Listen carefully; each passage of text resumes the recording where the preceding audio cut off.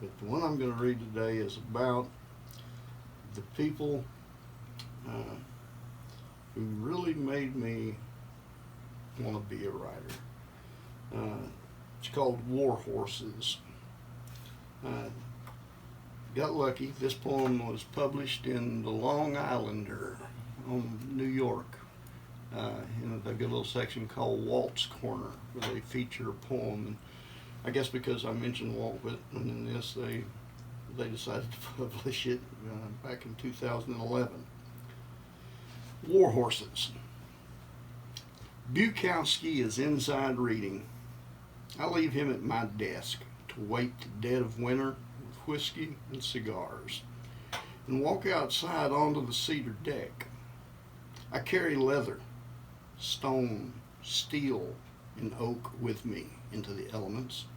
Dickey, Jeffers, Komunyakaa, and Howard Starks. These are my war horses. They bleed Whitman, sometimes in fine arterial spray, sometimes in droplets that spatter in bright red splotches, and sometimes they seep, saturating the page.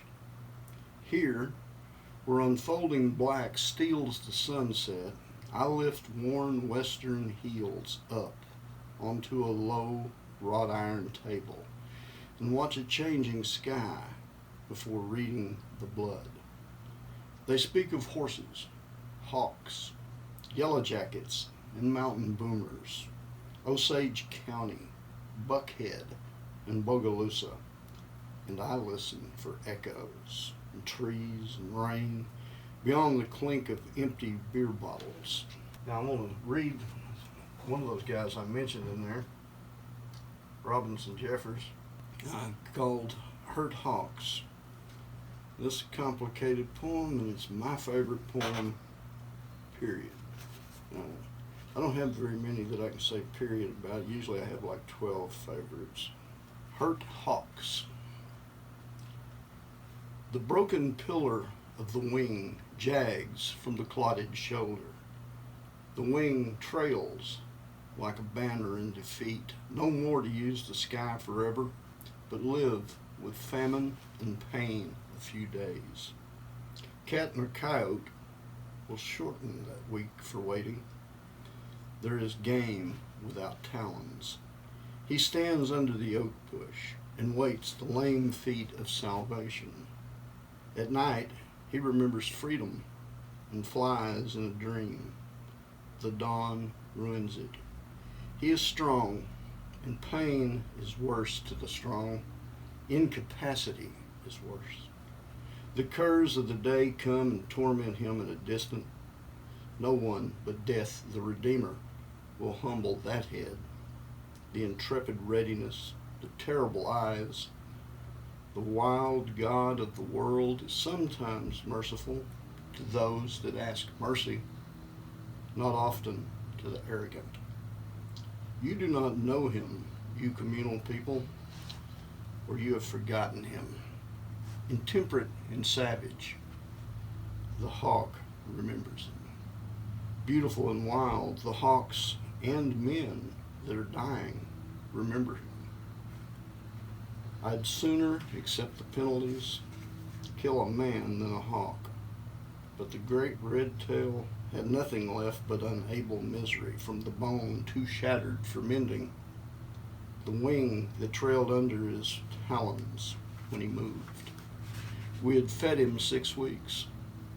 I gave him freedom. He wandered over the foreland hill and returned in the evening, asking for death. Not like a beggar, still eyed with that old implacable arrogance. I gave him the lead gift in the twilight. What fell was relaxed, all downy, soft, feminine feathers. But what soared, the fierce rush, the night herons by the flooded river cried fear at its rising before it was quite unsheathed from reality. That poem knocks me out. That is, it's Most people read it, don't get it. There's at least 10 quotable lines in there, but the most powerful line maybe ever written in a poem: I'd sooner accept the penalties, kill a man, than a hawk. One more, Yousef Komunyakaa, from Biloxi, no, not from Biloxi, Bogalusa, Louisiana. Born James Brown. A real short poem called Yellow Jackets. When the plow blade struck an old stump, hiding under the soil like a beggar's rotten tooth, they swarmed up, and Mr. Jackson left the plow, wedged like a whaler's harpoon. The horse was midnight, against dusk, tethered to somebody's pocket watch.